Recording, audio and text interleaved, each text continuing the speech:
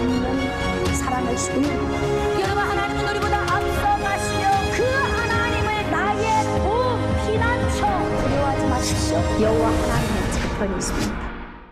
오늘 우리가 함께 은혜 받으실 말씀은 예레미야서 21장 1절에서 2절 말씀을 본문으로 이미 때가 늦은 것입니다 라는 제목으로 함께 은혜를 나누도록 하겠습니다.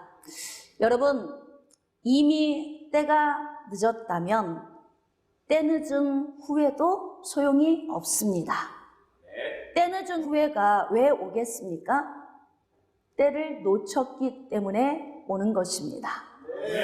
자, 오늘은 성경에 기록된 시드기야에 대해 기록된 말씀을 통해서 때 늦은 후회가 왜 소용이 없는지, 또 우리는 어떻게 살고 있는지 오늘 말씀을 통해서 함께 은혜를 나누도록 하겠습니다. 하나님께서는 하나님이 행하실 일들에 대해서 성령에 감동받은 자, 즉 선지자들을 통해서 하나님이 앞으로 행하실 일들에 대해서 선포하게 하셨습니다.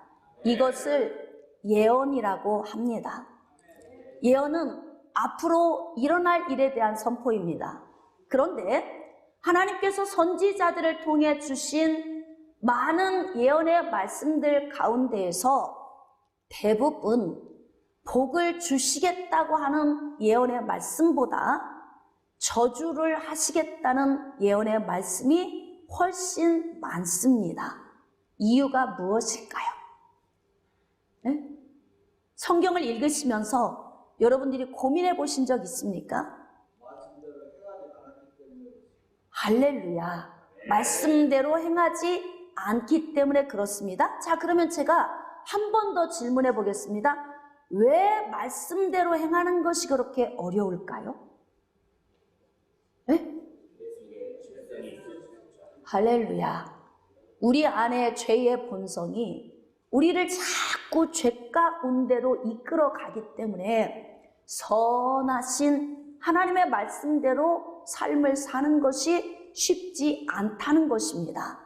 그래서 하나님께서 성령의 감동을 받은 선지자를 통해서 주시는 말씀, 이 말씀을 받아서 선포되는 말씀이 대체적으로 멸망에 관한 말씀이 훨씬 많습니다. 예레미야 선지자가 남유다 백성들이 재앙을 받을 수밖에 없었던 그 원인에 대해서 선포하는 거예요. 이것을 제사장 바수홀이 들었습니다.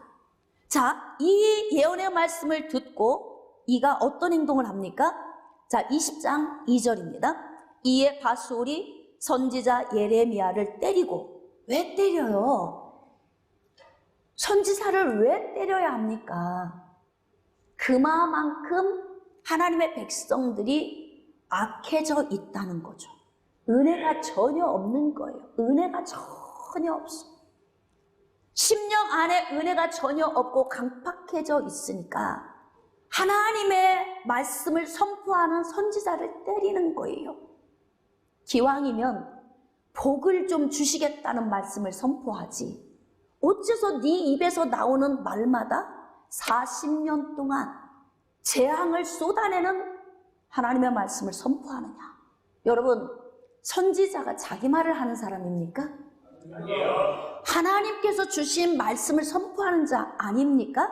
네. 그러면 하나님이 주신 말씀이 때로는 귀에 고통스러운 말씀이 선포될 수도 있습니다. 자, 좋은 말씀보다 고통스러운 말씀이 더 많아요. 이유가 무엇일까요?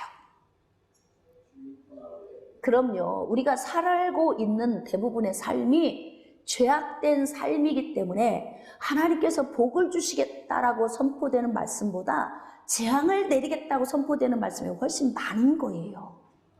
그러니까 하나님 앞에 나아오면 우리는 하나님이 재앙을 주시겠다고 선포하시는 그 말씀의 거울에 비추어서 우리가 살아온 삶을 돌이켜보는 것입니다.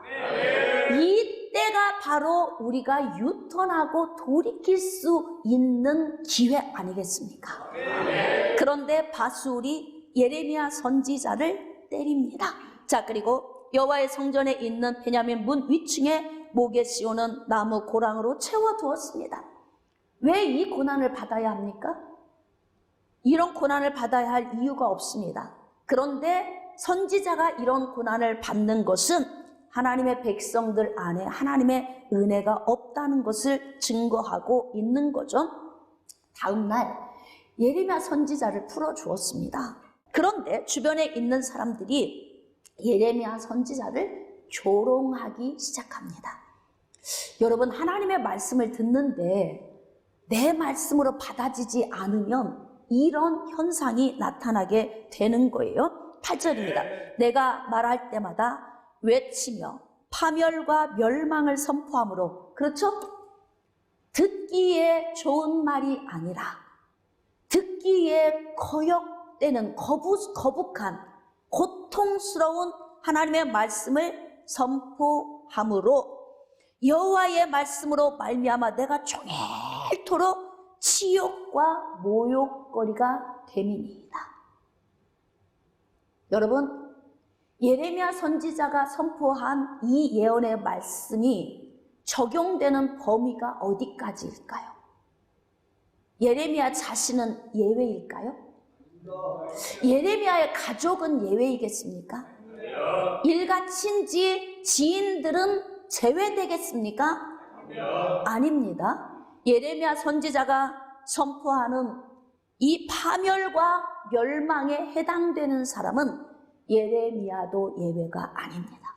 그리고 예레미야의 가족, 일가, 친지도 예외가 아닙니다. 그러니까 예레미야도 이 말씀을 증거하면서 괴롭지 않겠습니까?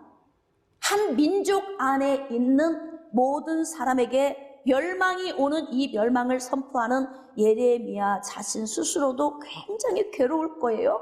자, 그래서 9절, 내가 다시는 여호와를 선포하지 아니하며 그의 이름으로 말하지 아니하리라 라고 마음에서 각오하면,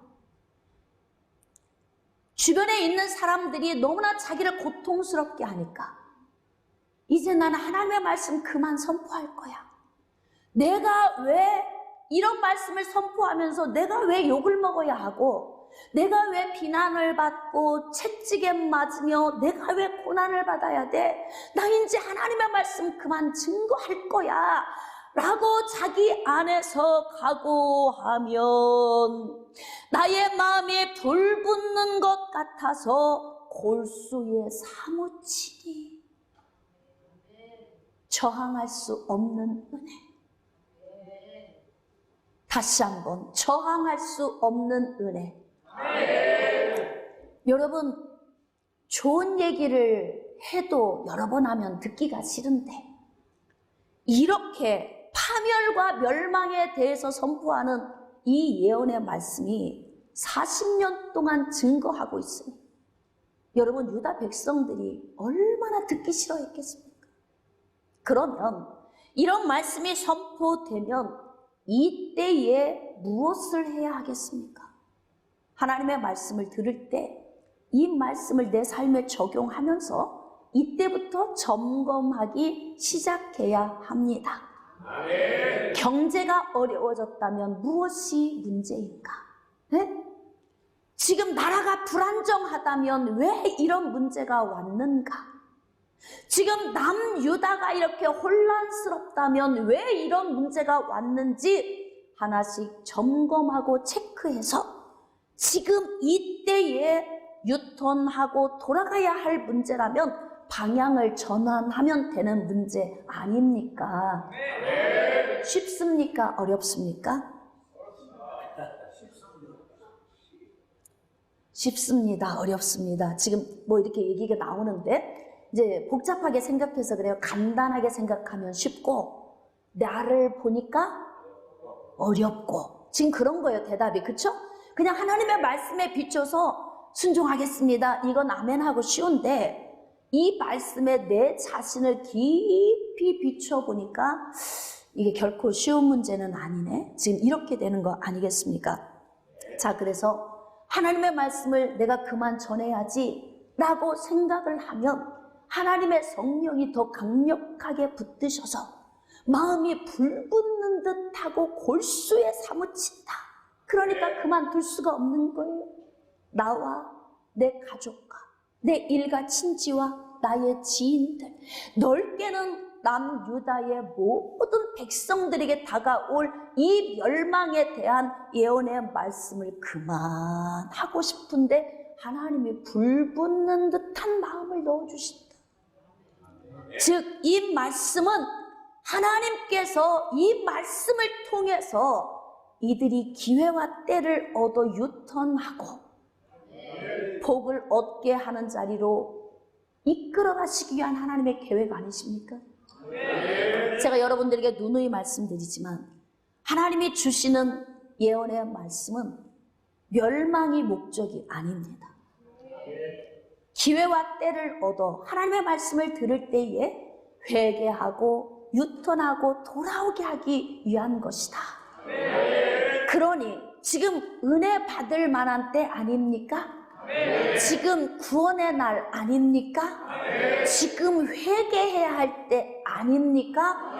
그러면 하나님의 말씀에 비추어서 우리 자신을 회개하고 하나님께서 떠난 자들은 하나님께로 돌아오고 우상을 섬기는 자들은 우상을 버리고 바알 신전을 건축한 자들은 바알 신전을 무너뜨리고 자녀들을 불에 태워 번제로 드린 자들은 그러한 누추한 일을 버리고 회개하고 하나님께로 돌아오면 되는 것입니다.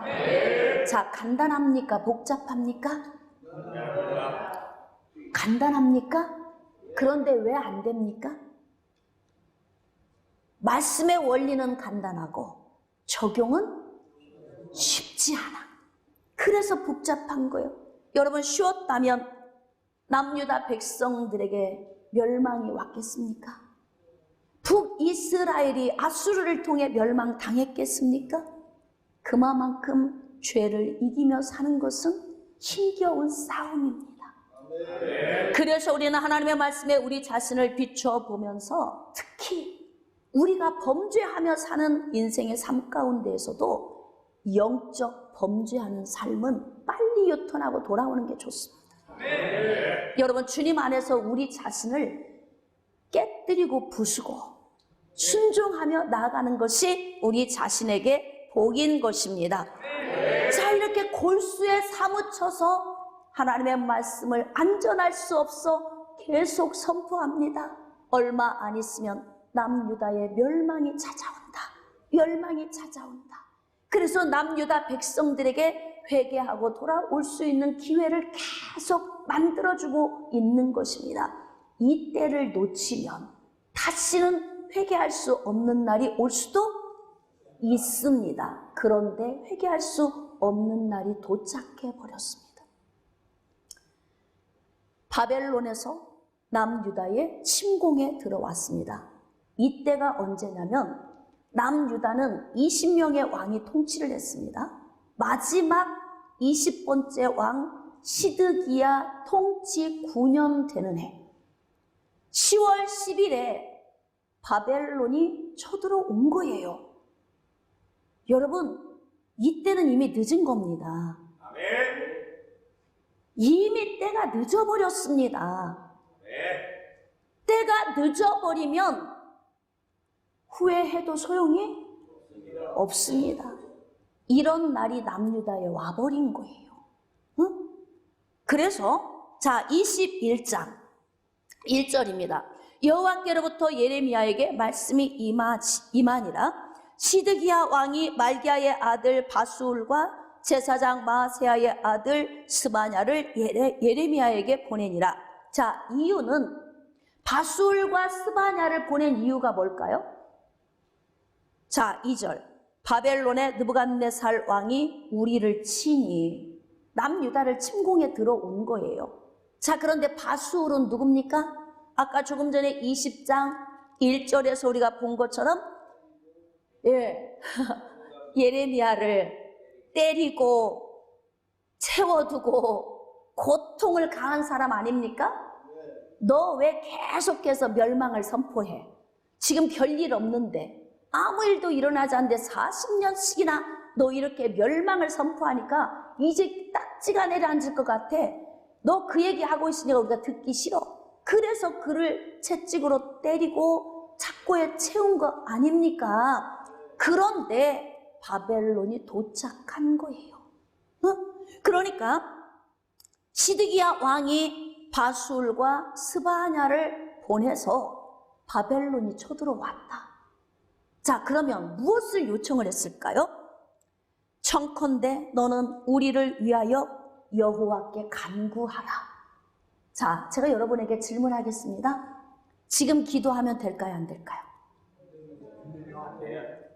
자, 큰 소리로 다 대답하셔야 돼. 여러분 어물버물하고 오늘 은혜 받았는데 무슨 은혜 받아서 뭔지는 모르겠어. 근데 이렇게 하시면 안 된단 말이에요. 기억에 남아야 돼요. 그래야 삶에서 적용이 되는 것입니다. 네? 자, 바벨론이 이미 남유다에 쳐들어왔습니다. 지금 시드기야는 예레미야에게 기도를 요청합니다. 자, 지금 부르짖으면 응답이 오겠습니까? 왜 안 되는 거예요? 이미 늦었어요. 때를 놓친 것입니다. 여러분, 아무 때나 부르짖으면 응답이 올 거라고 우리가 착각하고 살죠.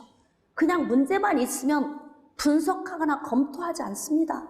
그리고 문제 있으면 기도해봐. 기도가 부족해서 그래. 좀 더 뜨겁게 해봐. 7일밖에 안 했다고? 다니엘 21일로 해봐. 아니야, 홍해 작정으로 한번 해볼까?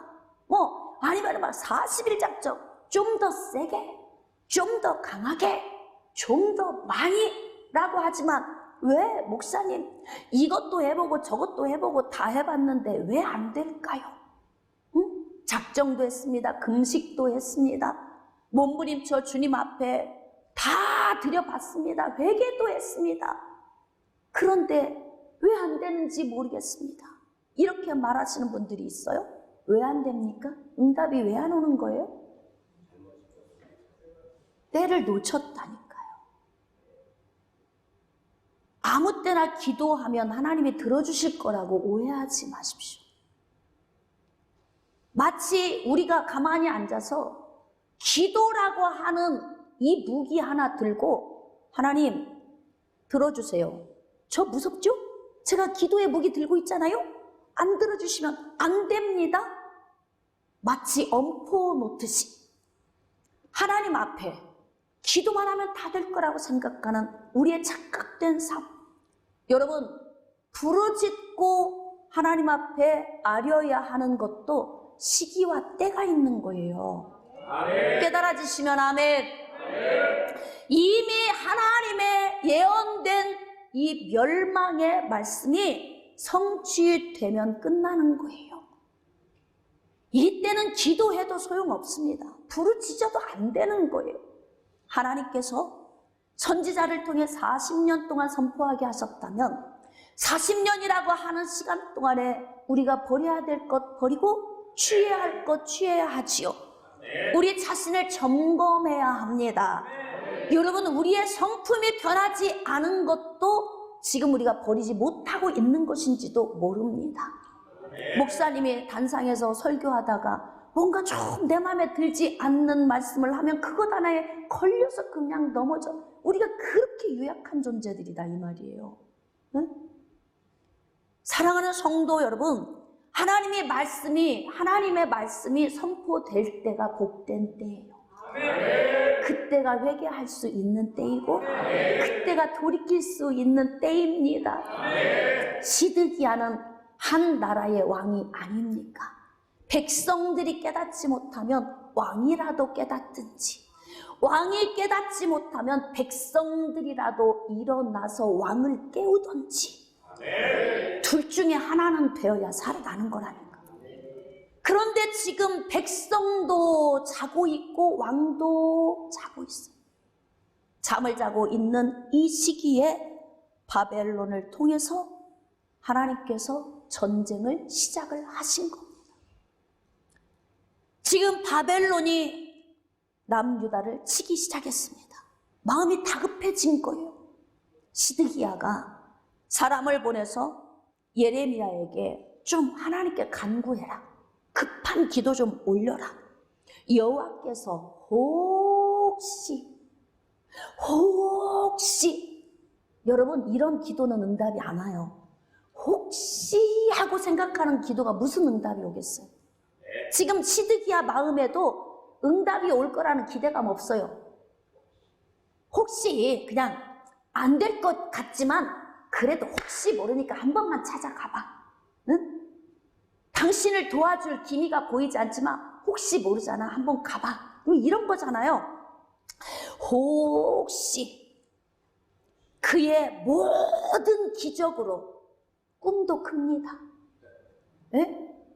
이걸 무슨 꿈이라고 하냐면 헛된 꿈이다 그래. 헛된 꿈. 우리가 하나님의 백성이니까, 하나님의 자녀이니까, 기도하고 있으니까 하나님이 하나님의 모든 기적을 동원해서 급하게라도 역사해 주시지 않을까? 혹시 이런 생각하고 있지 않습니까? 기도는 부르짖어야 할 때가 있는 거예요. 그건 아무 때나 기도한다고 되는 게 아닙니다. 이미 때가 늦었습니다. 얼마나 안타깝습니까? 여러분, 우리의 삶에서 지금 혹시 부르짖어야 할 때 아닙니까? 어떤 것 같습니까?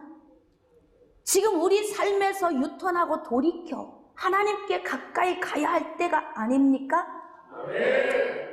우리가 시험 들어서 배짱 부리고 하나님이 오히려 손해야, 이런 마음 가지고 시험 들어 누워 있으면 나중에 세월 지나고 보면 누가 손해? 누가 손해예요? 나만 손해? 왜 이렇게 되는 일이 없어? 왜 이렇게 영은 곤고해? 기쁨이 없어서 사는 살맛이 없어?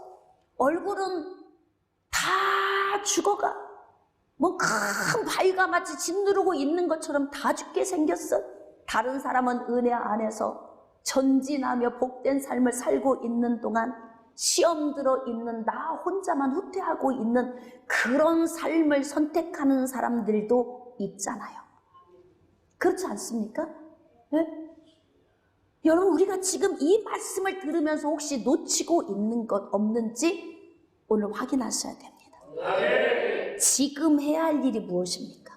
아직 내 삶에 무너짐이 오지 않았다면 지금 돼야 할 것이 뭐예요? 가난이 계속 옵니다. 어느 날 이 가난이 길로 나 앉아야 될 부도의 시기가 올 때까지 긴장 풀고 있으면, 부도가 난 후에 기도하면 늦은 거예요. 응? 늦은 거예요.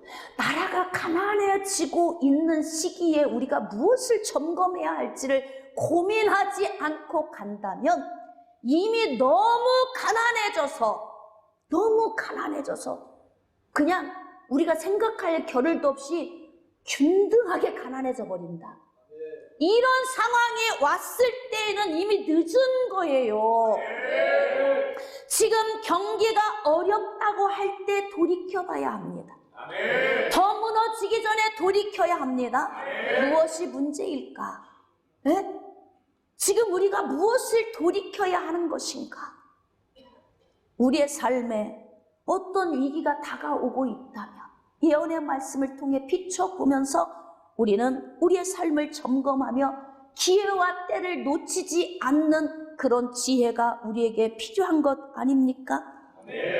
혹시 그의 모든 기적으로 우리를 도와 행하시면 그가 우리를 떠나리라. 하나님이 도우시면 바벨론 왕 느부갓네살이 그냥 한 걸음으로 왔다 7길로 다름질해서 가게 될 거야, 이렇게 생각하는 거예요. 착각은 자유입니다. 예수 우리가 믿고 있기 때문에, 하나님의 백성들이기 때문에 하나님이 거저 복 주실 거라고 착각하지 마십시오. 네? 1200만의 기독교인이 한국교회 있고 대한민국 안에 있기 때문에 하나님이 그저 복 주실 거라고 착각하고 살면 안 된다는 것입니다. 우리가 만난 힘겨운 시기에 우리 자신을 돌이켜 보면서 우리의 무뎌진 심령, 하나님에게서 멀어진 우리의 마음, 굳어진 마음, 이런 마음을 유턴하고 하나님께로 돌려야 합니다.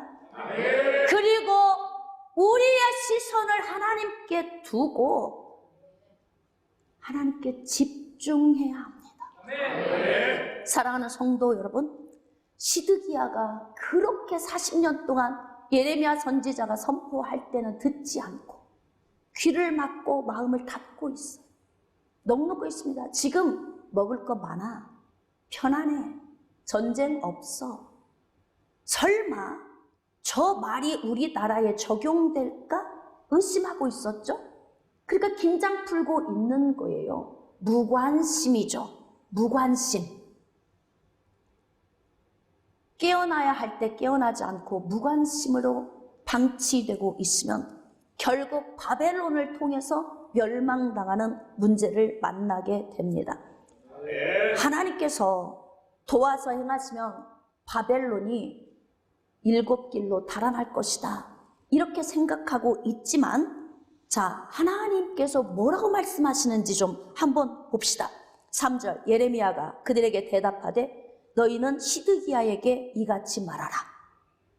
이스라엘의 하나님 여호와께서 이와 같이 말씀하시되 보라, 너희가 성 밖에서 바벨론의 왕과 또 너희를 애워싼 갈대아인과 싸우는 데 쓰는 너희 손의 무기를 내가 뒤로 돌릴 것이고 그것들을 이 성 가운데 모아들이리라. 싸우려면 무기가 앞으로 있어서 대적들과 같이 대치해서 이 무기를 휘둘려야 되는데 손이 자꾸 뒤틀려서 뒤로 가. 무기가 뒤로 가요. 싸울 수 없도록 무기력하게 만드신다는 거예요. 싸울 수 없도록. 그러니까 희망이 있습니까 없습니까? 아니, 우리가 유다 백성이니까 그래도 하나님의 선민 아닙니까? 그러니까 뭔가 하나님이 우리에게 긍휼은 베풀어 주시지 않겠습니까? 이렇게 생각할 수 있는데 얼마나 하나님이 지금 냉정하고 싸늘하신지. 너희들 바벨론과 대적해서 싸울 수 없어. 너희들의 손을 무기력하게 할 거야 내가. 그래서 전혀 이러한 싸움에서 유다 백성들이 아무것도 할 수 없도록 무기력하게 만들어 버리시겠다고 하시는 거예요. 이유는, 자, 5절 우리 밑줄 긋습니다. 내가 든 손과 강한 팔, 곧 진노, 분노, 대노, 그로 말미암아 친히 너희를 칠 것이다.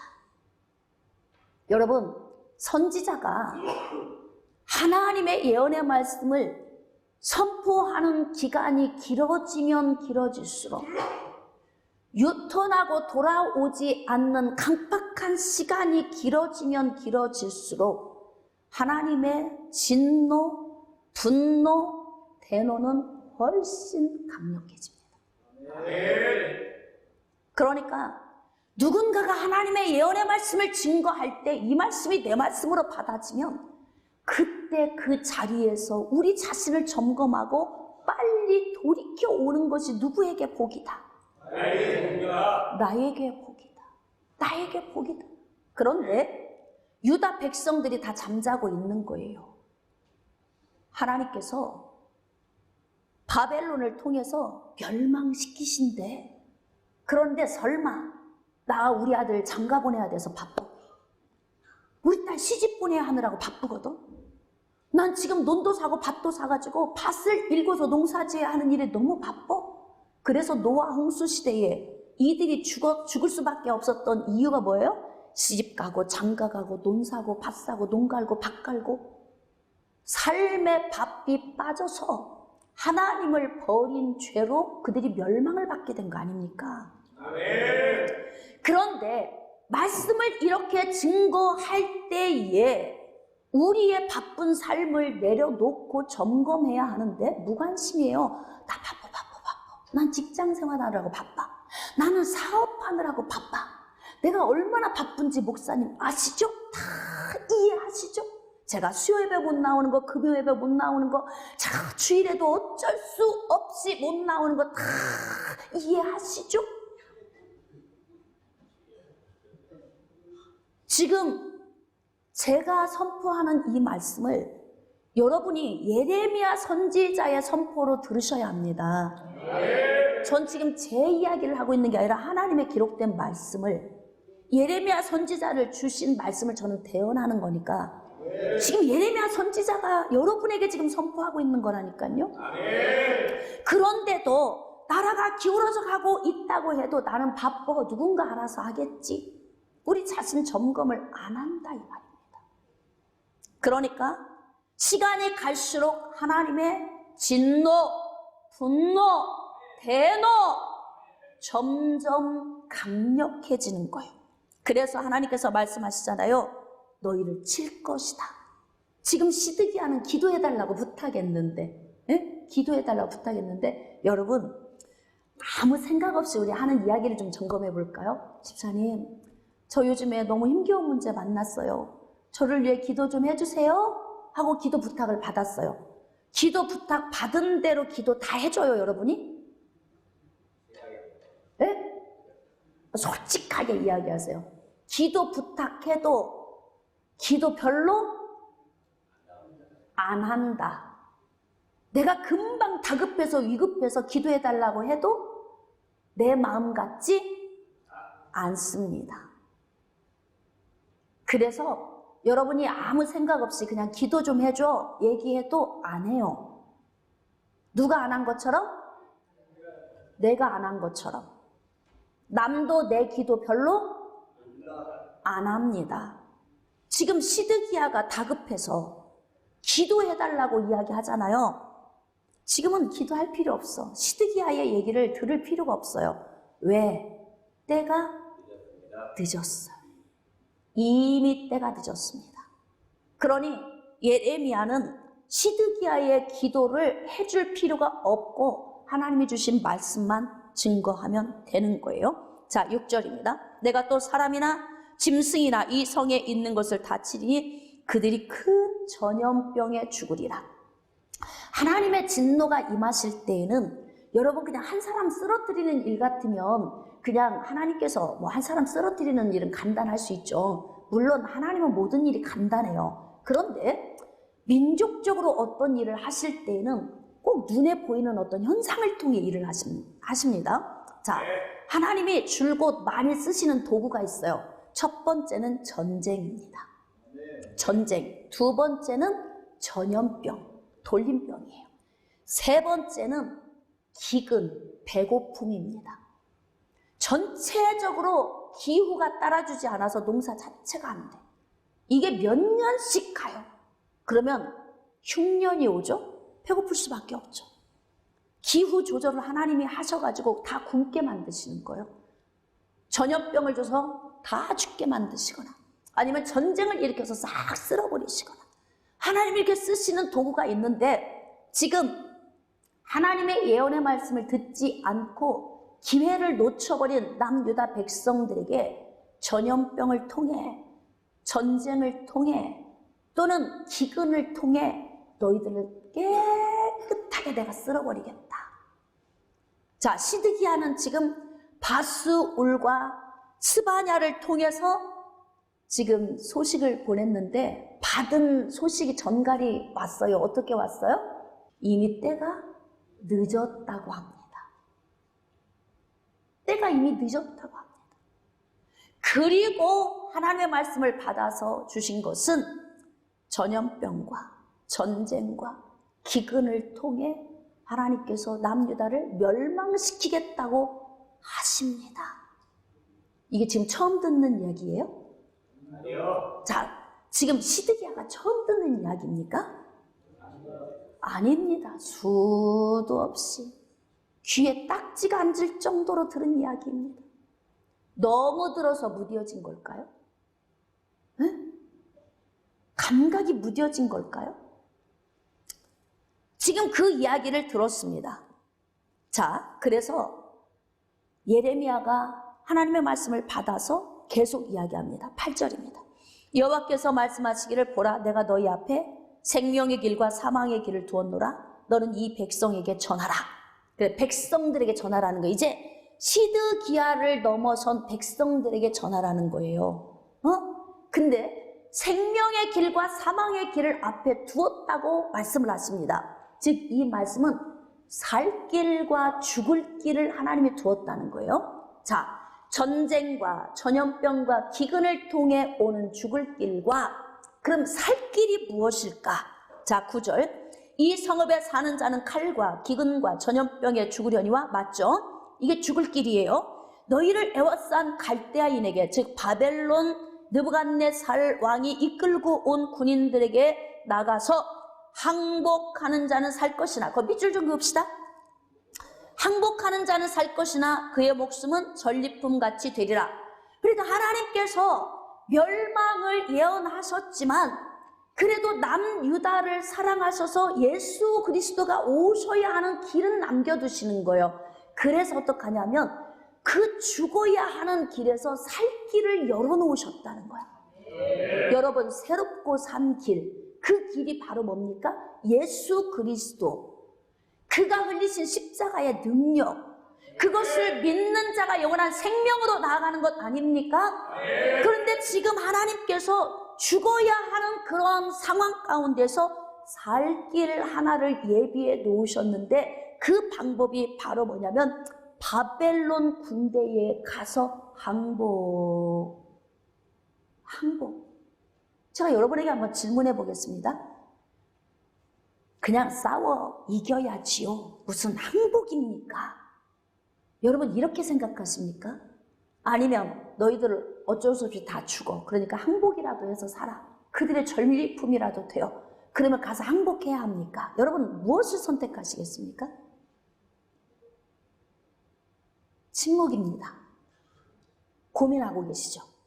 싸워서 이겨야 하는 싸움이야? 아니면 항복해서 살아야 하는 거야? 고민이 되는 거죠. 고민할 필요 없어요. 때가 이미 늦은 건 고민할 필요가 없습니다. 멸망은 반드시 오는 문제예요. 왜냐하면 때가 지나버렸어요.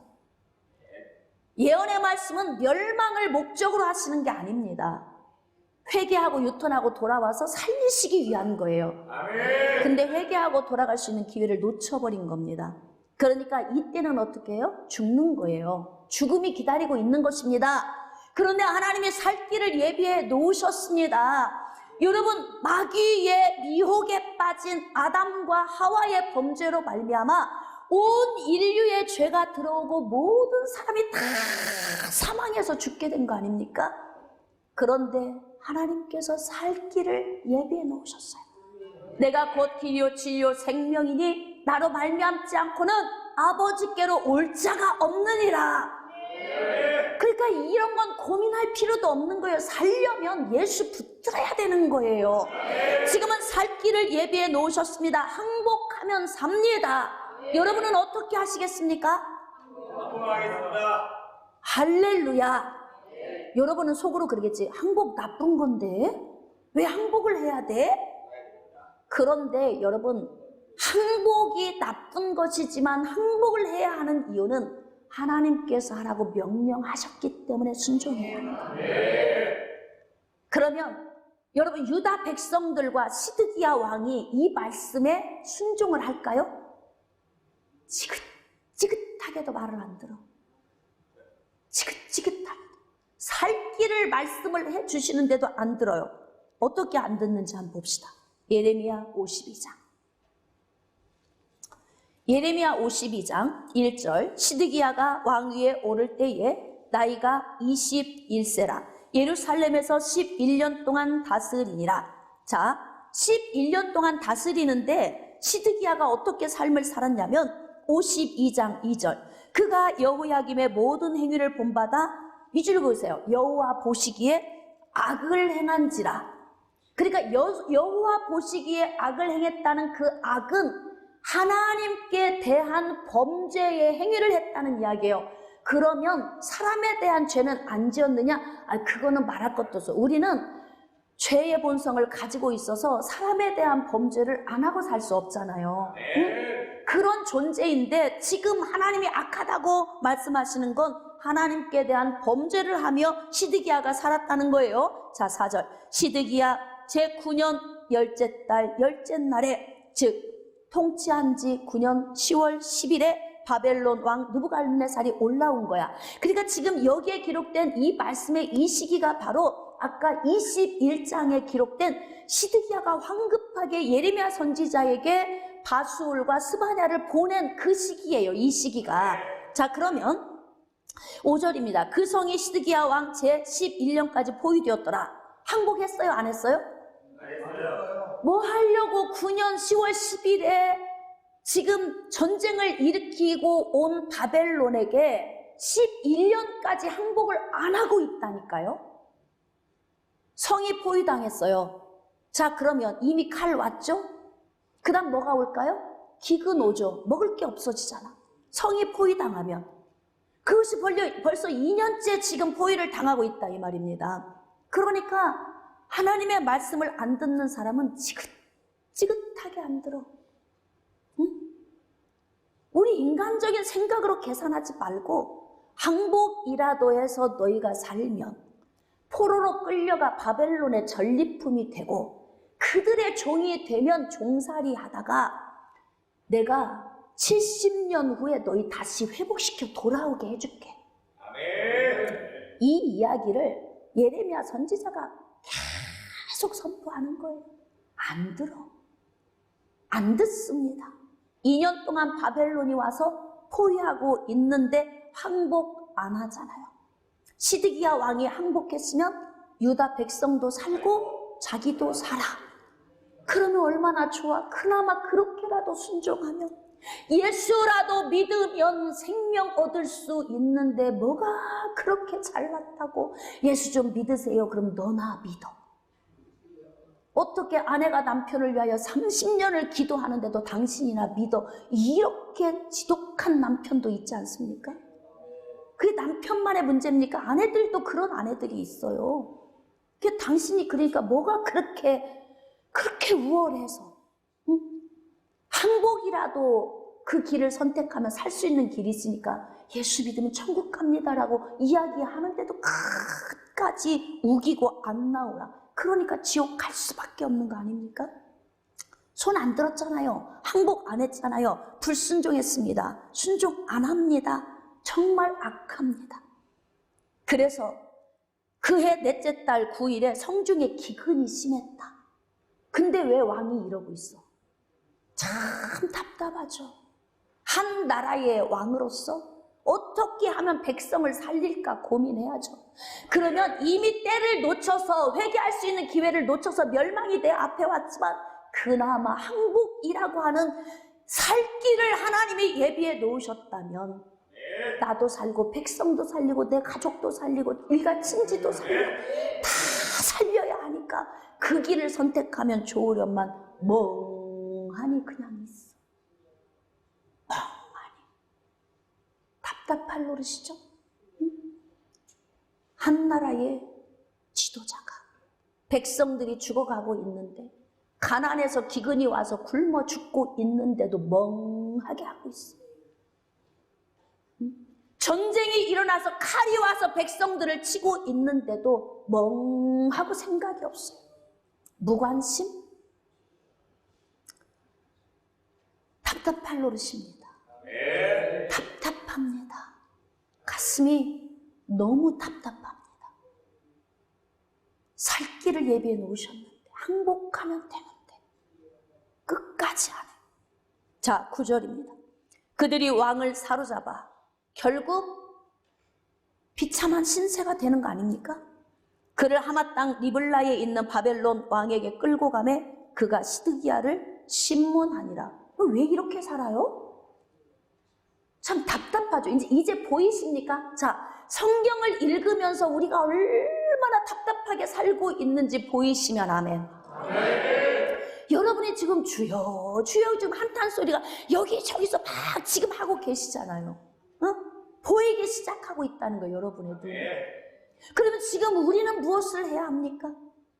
이미 때는 늦었지만 하나님이 살 길, 항복하는 길을 예비해 놓으셨잖아요.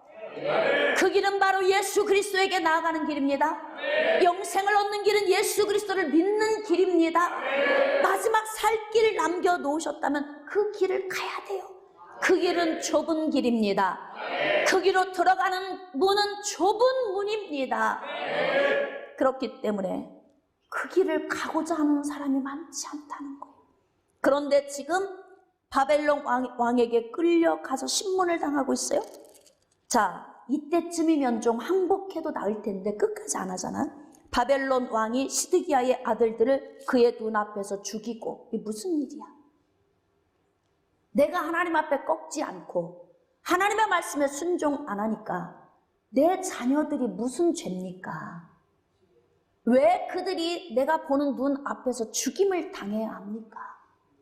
시드기야 한 사람으로 말미암아 항복이라고 하는 이 순종을 하지 않고 불순종함으로 말미암아 자신의 자식들이 그 앞에서 죽임을 당해요. 자, 리블라에서 유다의 모든 고관을 죽이고, 고관들도 죽죠? 지인들, 주변에 있는 사람들 죽죠? 자, 그리고 시드기야의 두 눈을 빼고 자신의 눈을 바벨론 군인들이 뺐어요. 그래도 끝까지 순종 안 하죠. 그냥 이쯤에서라도 항복하면 살 텐데 여러분 같으면 어떻게 하겠습니까?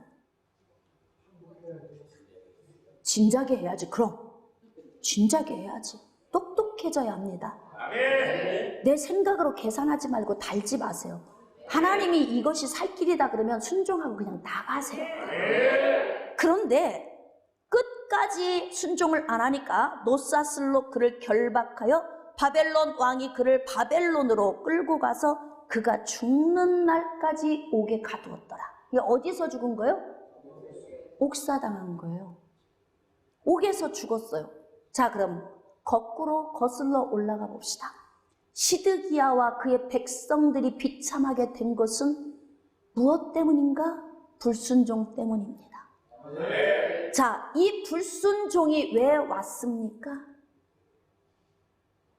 범죄하는 삶에서 유턴하지 않았기 때문입니다. 그러니까 지금 우리는 우리 현 시점에서 우리 자신을 돌이켜볼 때 지금 우리가 해야 할 일은 무엇인가? 지금 고민해 볼까요, 여러분? 우리가 지금 기도한다면 이미 때가 늦은 기도일까요? 지금이라도 기도를 해야 할까요? 자, 똑똑해져야 합니다. 자, 우리가 지금 방법을 찾고 두드려야 한다면 아직 때가 늦지 않은 방법일까요? 때가 늦은 것일까요? 때 늦지 않았습니다.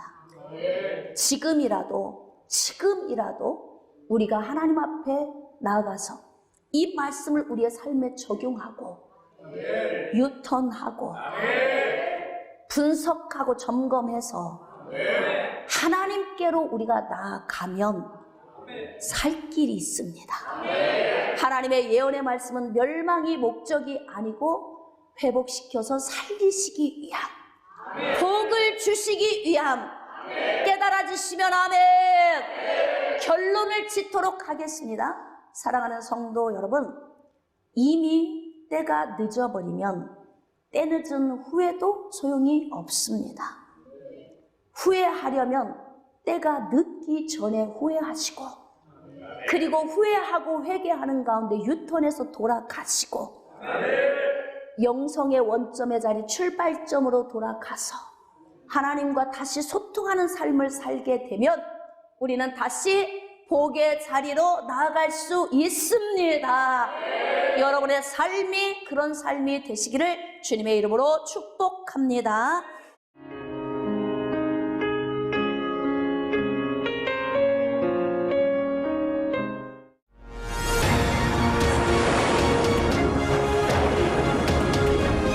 희생하는 사랑, 조건 없는 사랑을 주는 여러분, 하나님은 우리보다 앞서가시며 그